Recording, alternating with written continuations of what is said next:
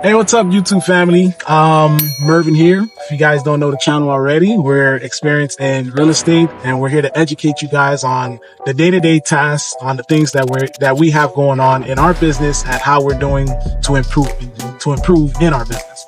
So today, activities that we have going on, we're actually going to go be looking at a potential flip with two investors who are interested, and we're trying to resolve an encroachment on a property that we have set to close, and that unexpectedly that the buyer decided to wanted us to resolve it before closing, knowing that it was already on the property. But that's just some of the things that happens in real estate.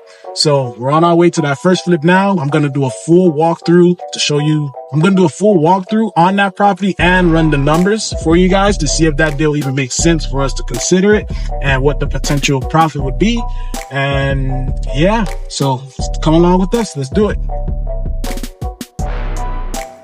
Hi, so hey guys, we're here at the property now. Right now what I'm doing, I'm actually just knocking on the property to see if it's wood frame or concrete. We live in Florida, so we do get hurricanes. So a lot of times the properties that we're buying, we like to buy them concrete, because when it comes to financing for the buyer on a wood frame house, it's a lot more expensive for most of them.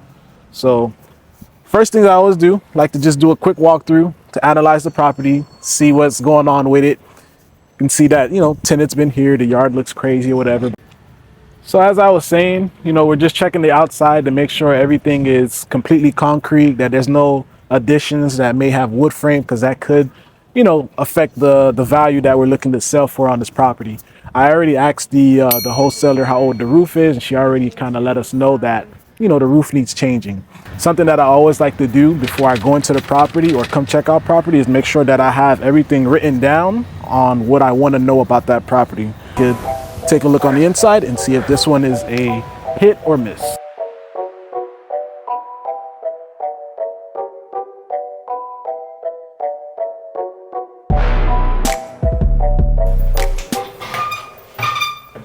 Nice. I want to check to make sure that there's no cloth wire. If there's cloth wire in the property, pretty much you got to rewire the whole house. So just looking at it right now, we can tell that there's no cloth wire, because you would see the old wire. But another very, very key point. So yeah, so the end buyers. Not me personally, I probably would touch it a little. Yeah, okay. The floors you probably don't have to do, probably regrout, but that there, me personally, I think I would probably, because it's not really too much you have to do, but I would kind of, touch it a little bit. Outlets, that, a nice fixture. There's no cloth wire, so you don't got to do a full electrical. That's good. The door, you can repaint them. Change the fixtures, change the hinges. The doors you already got to do.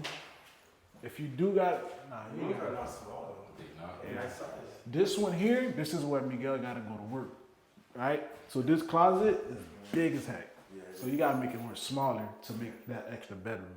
To know that 3-1s are very common in this area and that they sell pretty quick. So we'll be getting, so right now we currently have this one under contract for $240. This house probably needs about another 20 to 30K of renovations in it. So we know we can probably sell it around like 350, 360. Booyah, muscles, baby. This is their first one that they're gonna be doing alone without like nobody else. So I'm just trying to like, this is what you can do, this is what you can't do, or this is what you should do. So yeah, but this one, I'll guide them through it, but I ain't going on. I need that cash. But yeah, feel me? You trying to get in, trying to get out. The doors, they not impact or anything, but they not bad. I would just change the hinges. They're not rotten or anything. You can still keep them. So Not bad at all. the yard, depending if y'all got a little money, y'all could probably clean it up a little, and that's about it. All right, so let's dive into this deal a little bit. We're purchasing the property for $240. Our loan value be $192. Our down payment be $48,000. We're putting 20% because we're using a hard money lender. Closing costs will be $14K, giving us a total of $254,000 to be able to purchase this property and get it under our name. Not too bad, right, for South Florida, huh? Our renovation, rehab, these numbers are very important. They can make or break your deal, so don't take them lightly, right? I always like to overestimate on them, so these numbers you see here are not completely accurate, but it's a good estimate of what I think it will cost us to get all this done on this property. So roof, $11K, AC, $6,000, bathroom, $5,000, kitchen, $35,000, floors, $3,000, labor, $16,000, material, $11,000, giving us a total of $56,000 to be able to get this house market ready. So we have our total purchase price, renovation costs, and then thirdly, we would have our holding costs, silent numbers that people don't count for in their deal. So I have the monthly payment at $9,600, and you may wonder where I get that number is. So I times it by the actual monthly payment. I times it by 5, just in case we happen to have to hold this property for 5 months, and after 5 months we can actually go in and refi this property. So that's kind of why I always just times it by 5 when I'm going into a deal. That way I can already count for it, and it's not a surprise that, oh my gosh, we paid like $9,600, right? So light bill, I do the same. Light bill gives us $600, water bill $500, other $500. The other bill is credit card bills that you may be paying on this property that that you potentially holding on, right? So that gives a total of $11,200 just to be able to hold this property. Then we got our closing costs, right?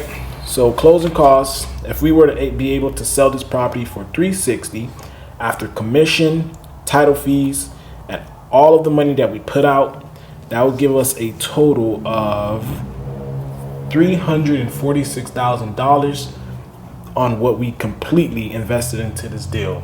After all that, our total profit would only be about $13,000, which is really not a great deal for us to be able to purchase, only because when flipping properties, we normally look for a 20% return on the money that we invest.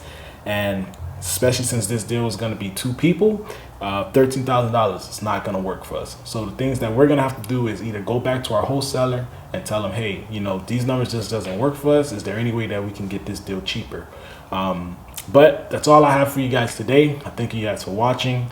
Like, subscribe, hit the notification button, because we will be putting more videos out like this to be able to educate you guys on how to get started in real estate, or making sure that you're doing the right steps to be able to prepare to get in real estate. So thank you guys. See you on the next one. Hope this was enjoyable. Peace.